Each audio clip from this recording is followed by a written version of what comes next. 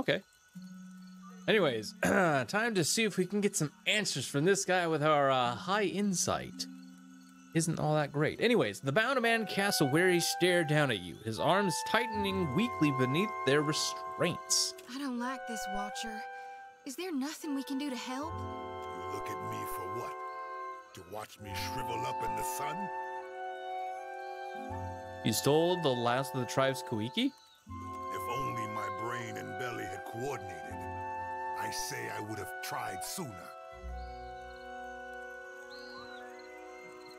He glances longingly toward the hut north of the Rangas. Keho hates me because I insult his puny catches of fish. All he does is weigh down his boat. For this, he accuses me.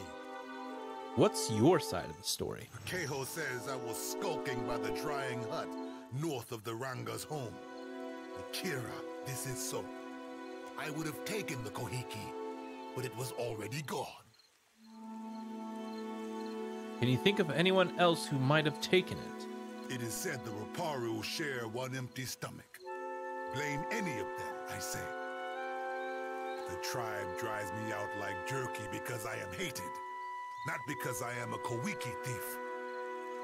Tell me about yourself. I have seen better days than this. I labor for the tribe, but our Ranga saves the best of everything for his warriors. For what does a warrior need with a full stomach when we are not at war? Then maybe you ask someone with both feet on the ground. I need to conserve my strength. Well, all right. Suppose there's that. Rude.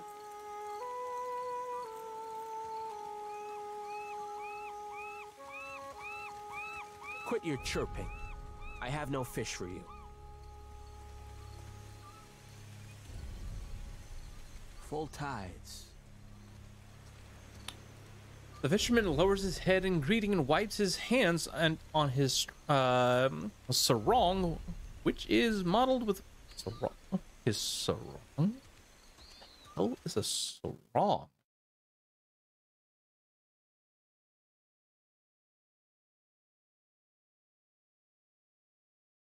Oh. Sort of like a skirt thing. Sort of. Which is modeled with fish guts. He doesn't meet your gaze. Makumu says you caught tomorrow stealing Koiki. Akira. Tamau was creeping around the drying hut where we stored Koiki for the ceremony, north of our Ranga's home. I grabbed Tamau by the wrist and dragged him to Makumu. We found all of the Koiki were gone. The snake brought this on himself, I say. Now Makumu will deliver him to Tangaloa's maw, where he belongs.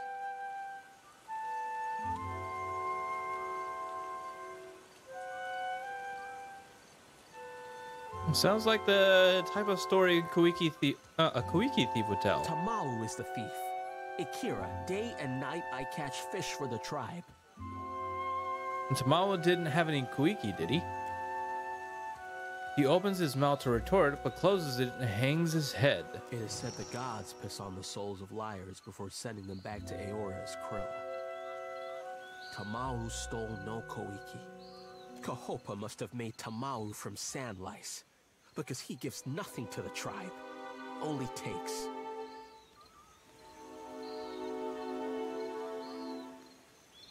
I can see why you'd want Tamao out of the way. Akira, I say Tamau is guilty even if he has no Koiki juice on his hands.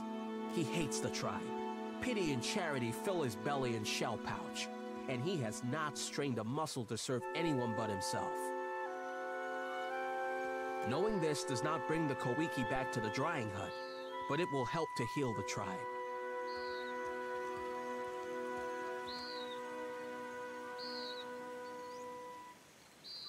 Would Makumu accept your retraction without Koiki to prove it? No. He wants the Koiki and the guilty. So do we all, I say. I cannot say if the true thief covered their tracks, since Makumu never looked for clues. But the drying hut? Akira, In his sandals. This is where I would look. Why are those Lagufeth caged? Himwihi and the other Mataru found them when they explored the island. He looks at the creatures with mingled trepidation and disgust. They bare their teeth in response, flies buzzing around their clouded, gunky eyes and the dull patches on their scales. Said maybe we train them to build. And if the soil and sea are misers here, then we eat them. Well, Captain Stinkfeathers here has choked down his share of Lagofath eggs.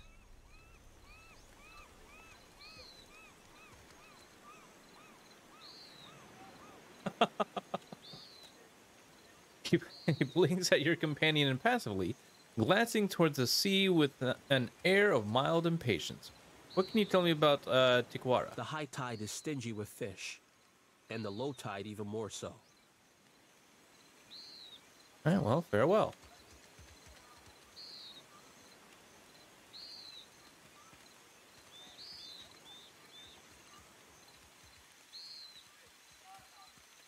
No lockpicks required. It's only a difficulty 3. Okay.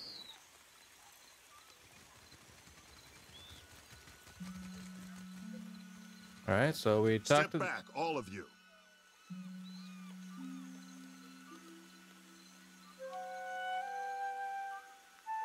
The broad-shouldered Amawa at the center of the huddle takes a cautious step back. His gaze never breaks from the tribesmen who have him surrounded, and his hands never stray far from his weapons. You've all got the wrong idea. I'm waiting for a shipment of sailcloth from the homeland. Is that going to be a problem? Then what say you about this? Coded gibberish, or I'm an Orlin. Oh, come on now, guys. Damn it. He's about 2 seconds away from starting a brawl.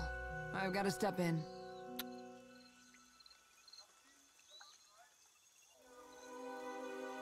I'll follow your lead.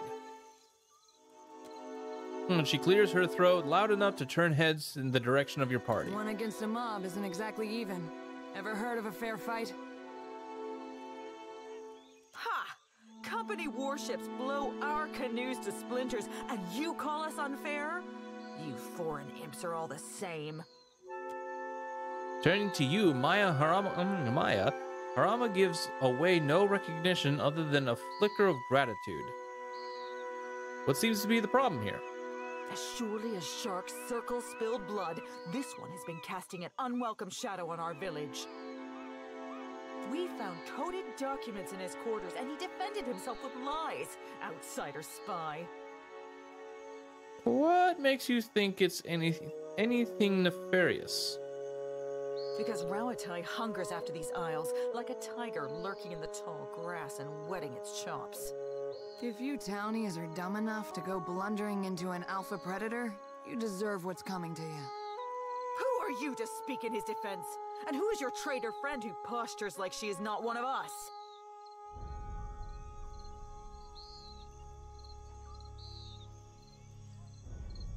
Maya, care to elaborate? I've got better things to do than listen to a bunch of islanders argue over who wants to die first. The crowd flinches back from Maya, and their spokesperson raises a hand. Hawana, who speaks for agents of Rauatai, is no friend of the tribes. She and her bird will share in his fate.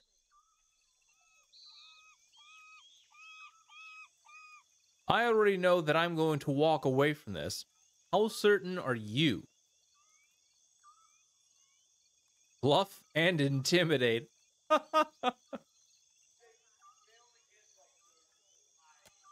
The ringleader takes in a sharp breath, examining the faces of his neighbors and fellow tribesmen. That's what I thought. Harama, we will have eyes on you. Cause no trouble.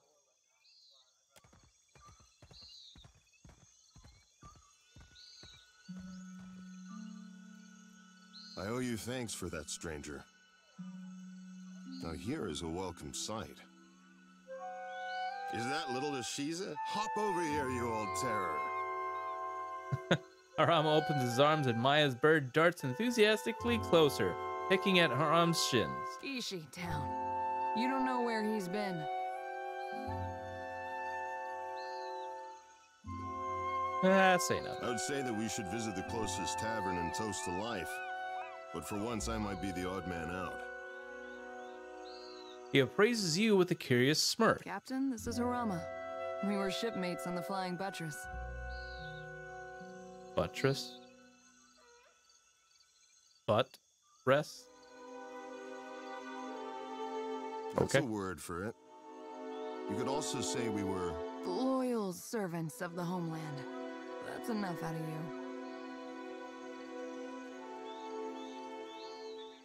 Afraid this isn't a social visit. This comes from up high.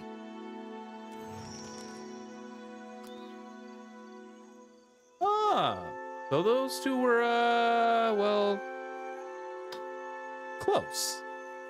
Pretty close, apparently. Anyways, his demeanor hardens the moment he seals the missive.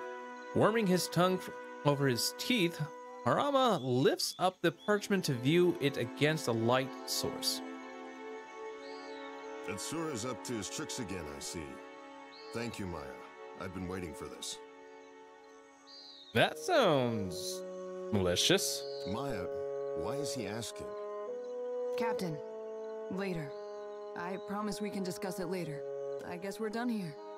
It's been, well, sort of like old times. In a good way. Especially seeing you coming and going again. When the dust settles, maybe we could... I'd like that. Ishii misses you something awful. Say no more. Good luck in your travels and other adventures. Ishiza, you keep your feathers clean.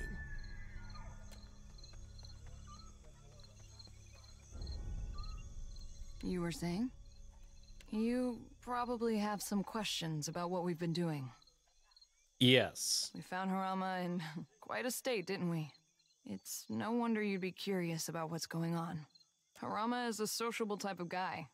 Getting to know people is as easy to him as breathing is to you or me. Atsura set him loose so he can get to know as many people as possible. So he's a spy. That's one way you could put it. He's keeping an eye on Tikawara. Who comes and goes, what sorts of things they discuss. Atsura is committed to a more peaceful Deadfire.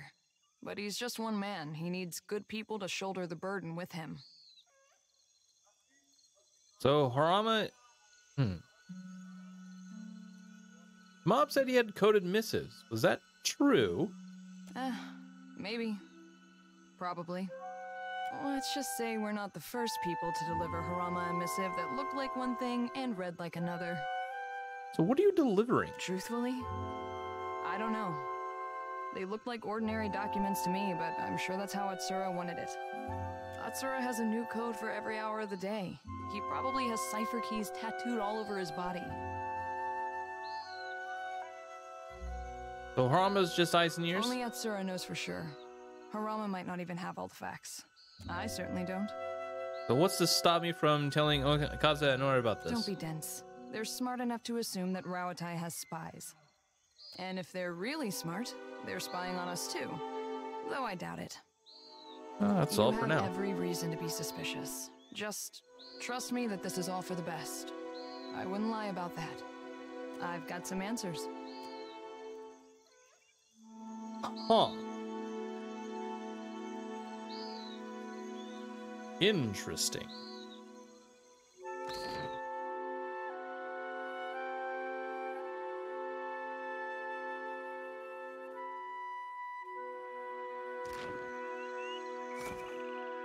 Interesting.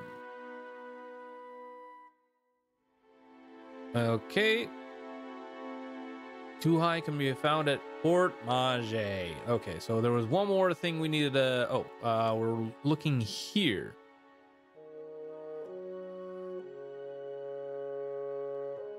What's the rest of the missing fruit? I see your plan.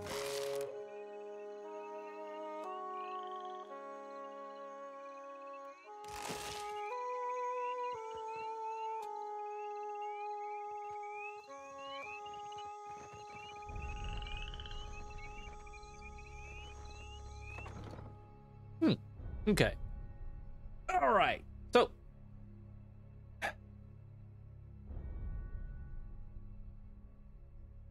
Hello. Amir's winds blow.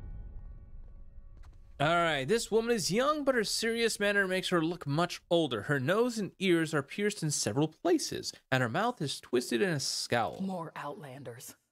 Are your masters so desperate that they send you to plunder a starving village?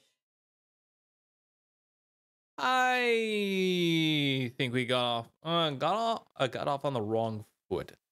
Zircon, Captain of the Defiance. For what do you say this? To impress me? You are no different from the last ones who came through. Outlanders conquer us with ink and paper packs as well as blades. But they conquer us all the same. I'm just seeking a lost expedition.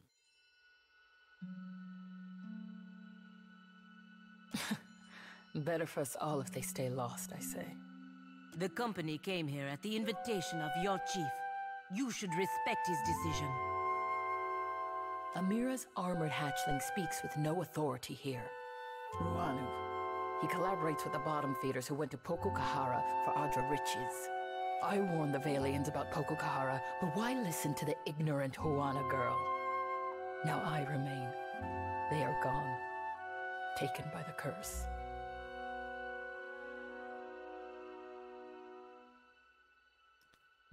Valians are some of the most skilled navigators in the world. They don't just go missing. For what curse? Pokokahara was not for them. With Nagati's aid, the sea takes and gives in equal measure. Dark clouds surround Pokokahara, and in my dreams, they swallow us all. Do you really believe all that? She sighs sleepily, her bony shoulders raising like vultures' wings. We tell these stories not because they happen just so. We tell them for what they mean. Our Rangosphere makes him too trusting. He believes the Valiant traders will protect us if they settle here and mine Pokokahara. They will. It is what the company has done throughout the Eastern Reach. Why not here? So the villagers pour their sweat into the sand, building a trading post on a barren island.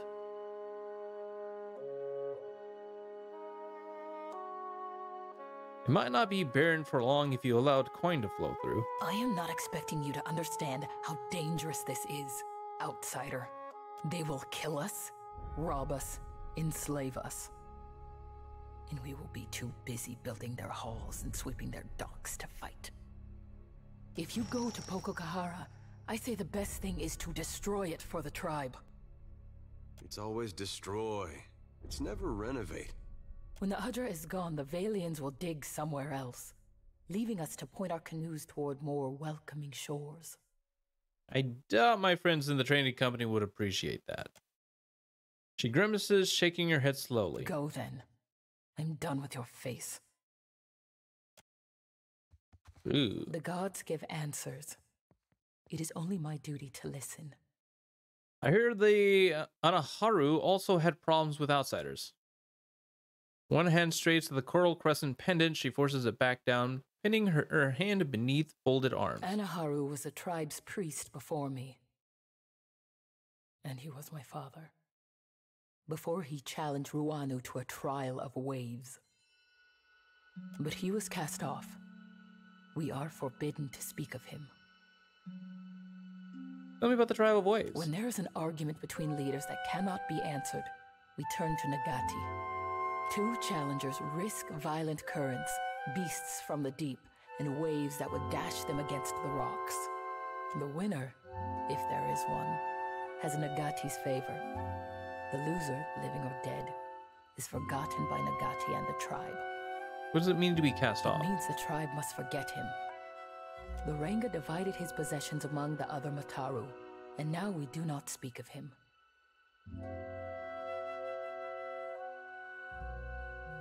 I kind of want to ask this, but at the same time she said that they're not supposed to talk about him. I'm going to ask anyways. Why didn't our challenge... My father knew the traders are as dangerous as pirates and slavers, perhaps more, because they grow strong in Neketaka. Perception. Her mouth becomes a hard line. Her eyes for a moment looked distant, dead. So, when the expedition came, he begged Ruana to send them away and move the tribe to another island. Ruanu, he did not listen, and Anaharu was done talking. Anaharu goes to his next life, but forgotten, he goes to a different tribe. You don't seem to think much of Ruana's leadership. He is Aranga. My own great-aunt looked into his soul and declared him such. I must respect him, even as he builds a village for our enemies. You must do something. You owe a duty to your tribe, too. I know. The last one to challenge Aranga was Yeah, you already told me about that one. Anaharu. I must learn to stop saying his name. Are you the priestess of this tribe? She nods. We worship the same gods as the foreigners, but sometimes with different names. This is Nagati, the trickster of the seas. She points to the wooden statue. It's as smooth as an old piece of driftwood, and the sun-bleached and water-stained patches suggest years of travel from one village to the next. You worship Gon same as I do, at least in Nekataka. But I'll admit I've never called Andra Ngati. Foreigners know her as Andra. To us, there is no difference. The gods give Okay, well, I guess that's all there is to that one.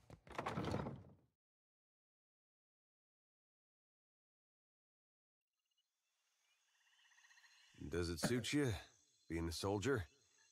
I did well enough at it, but it was never for me. I like knowing that someone has a plan. Never felt it from the gods.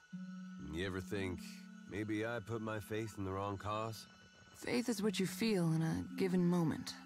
Like a bird's feathers, it molts from time to time.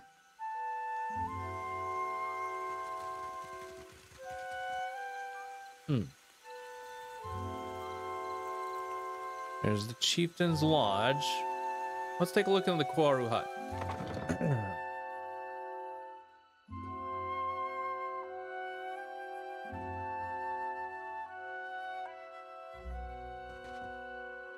Now, this Amawa man seems lost in thought. His clothes are neat and clean, but he's tugging on the fringe of his sass, which he's worried into a long, loose thread. He looks up at you, his bleary eyes suddenly sharp and alert. What say? You are new to Tikawar? Do you know anything about the missing Kuiki fruit? Only the Tamau was slept like a fat tortoise, while the rest of us chew on reeds to fool our bellies. Ikira, no one could be less surprised. Tamau had this coming. You don't seem particularly upset about it. Guilty or no, being tossed to the waves is what Tamau deserves. I have no tears for him. He complained until the Ranga gave him my finest mats, and then left him out for the sport of beasts. Let the gods sort him. So, even if tomorrow is innocent, you don't care? The tribe has challenges enough without Juana eating from each other's plates. You overstep for a stranger, an outsider. I say you should go back to the shore that welcomes you.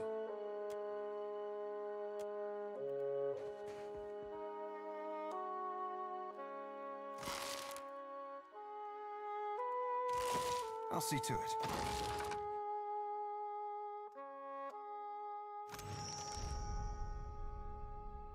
Alright, if not for the food shortage, Wano would ask for what I bring so many crabs from the beach. They take to the sand at midnight and scuttle around my feet as hungry as the rest of us. I say the work is difficult enough without them pinching my ankles and going after the prize. I think Ngati for every day that Rona does not ask. The shore warms by day and cools by night.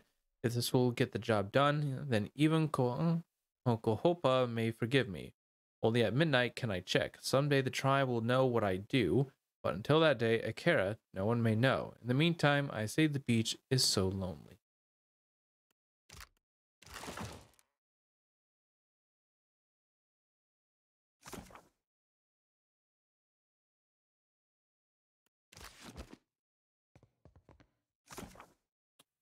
Caught tomorrow stealing.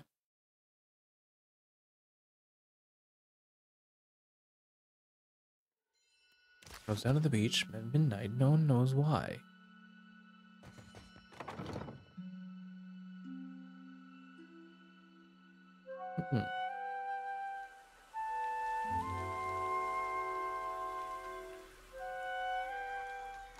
Down to the beach at midnight. No one knows why. It is a bad omen to have a priestess so young.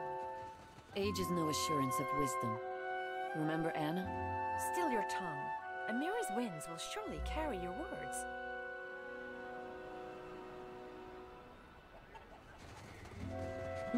Abandoned cat! Abandoned cat!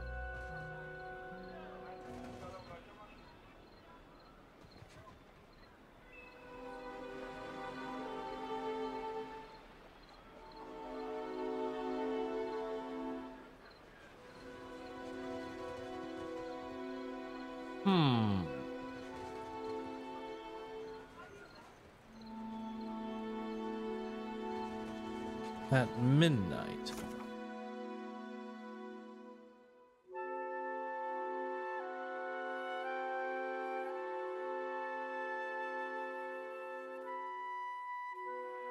Okay. Well, with that, I suppose we could go talk to the chieftain and then worry about that stuff later. As soon as it gets, maybe... person. New person. Tina. A seasoned Juana woman rests her elbow on the drum like it's the only thing keeping her upright. She pats the hide skin, the percussion no more effortful than a sigh. She opens her eyes as you approach. What do you do here? Tipping her head to the side, her mouth curves up in a cautious smile. She touches her brow with 2 fingers, then she gives the drum a pair of playful taps. That may have been an introduction.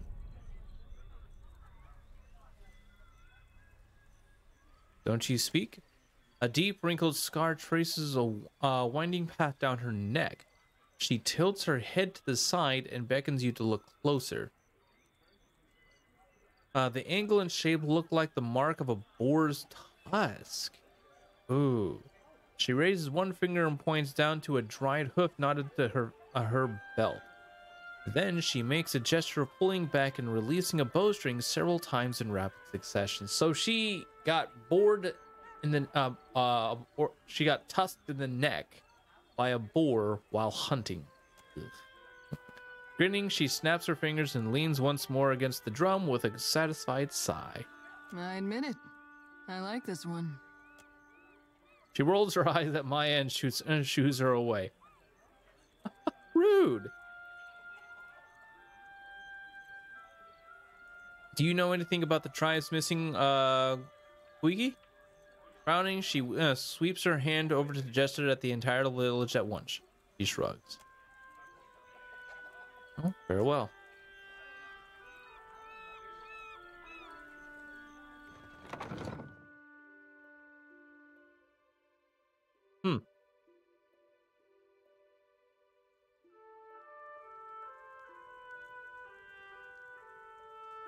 Ah. And Amawa huddles in close conversation with the warriors next to him.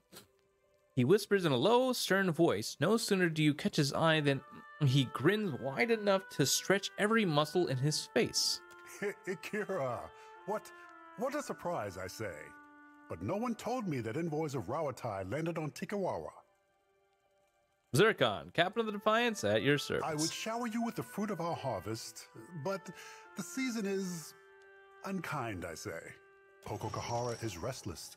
Even from afar, the storms tear our bounty up by the root and chase fish to calmer shores.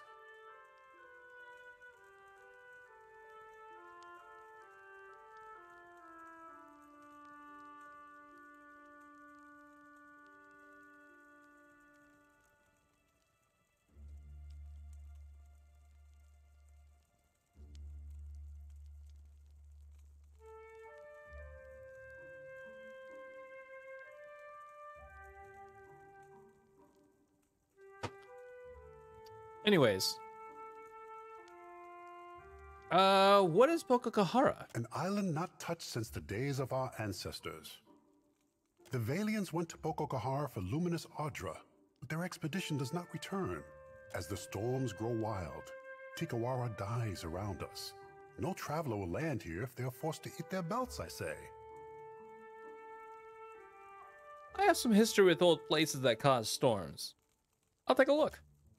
His eyes widen a little. The smile that creases his face seems, for the moment, genuine. Here, this was a token passed down from the Rangas, said to come from Pococahara in brighter days.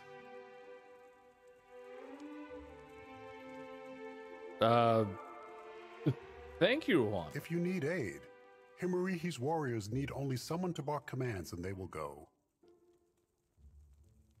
I had questions about Pococahara. Wind and sorrow are all that emerge from the ruins. Never answers.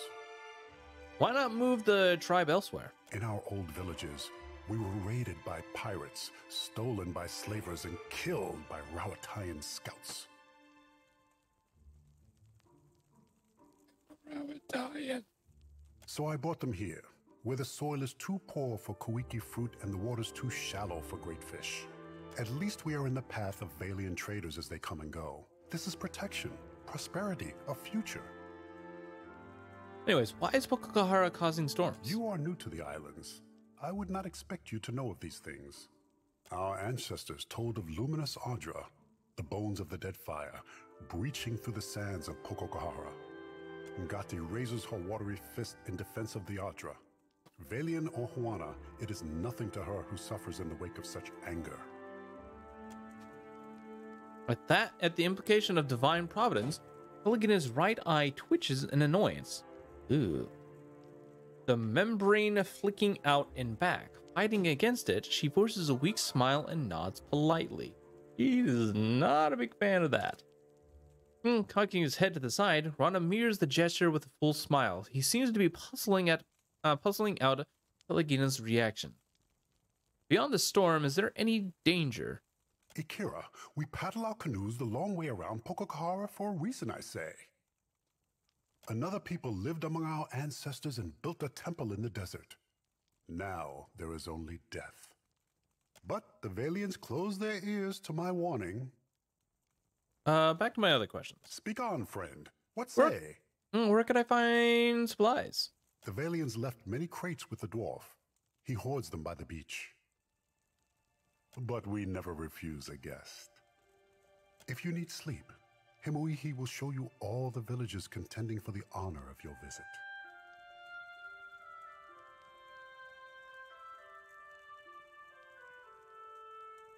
I highly doubt that the villagers are contending for the honor of my visit. And if you need strong Mutaru warriors to fight at your side, then Himuihi can help you with this also. She guards the trading post.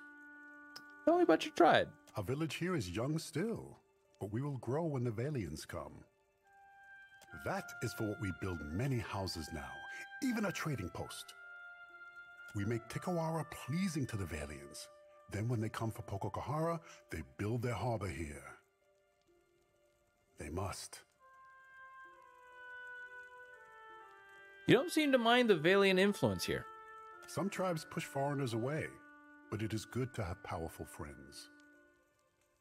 A frown briefly clouds his expression. The company can be a good friend to helpful partners, even out here. If the Valians come, they will build an outpost here in Tikawara. And then we will have more to trade with outsiders than just Rongi's mats. With coin comes protection, friendship. A favorable arrangement for both sides, I say. Are you always this friendly? You sure you want to question that? I mean, we never get nice ones like this. Yeah, but it's usually the ones who are just genuinely being all nicey-dicey that turn out to be the darkest of people. I don't like this guy one bit. He seems a little too nice. I say that in Tikawara there is always a spot around the fire and... A gurgle reverberates from the stomach of the guard standing next to Ruana. He grimaces and places his hands over his belly as if to muffle the sound. The Ranga shoots him a withering glare. And a Koiki in every hand. When he turns back to you, he's all wide smiles and pleasantries again. Back to my previous question. Speak on, friend. Nope, that's it. That's all I had.